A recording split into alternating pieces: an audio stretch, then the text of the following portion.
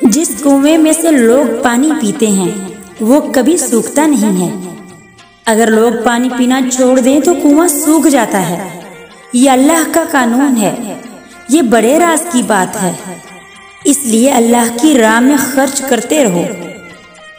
ये जिंदगी भी अजीब है ना साहिब, ये जिंदगी भी अजीब है ना साहिब। एक दिन मरने के लिए पूरी जिंदगी जीनी पड़ती है।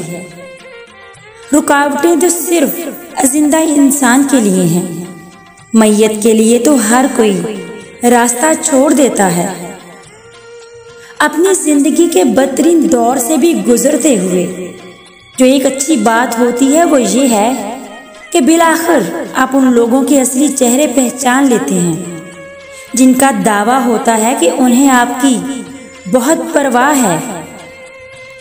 जिंदगी फिर कभी ना मुस्कुराई बचपन की तरह, जिंदगी फिर कभी ना मुस्कुराई बचपन की तरह। मैंने मट्टी भी जमा की, खिलौने भी लेकर देखे। अच्छा वही है जिसकी नीयत अच्छी है।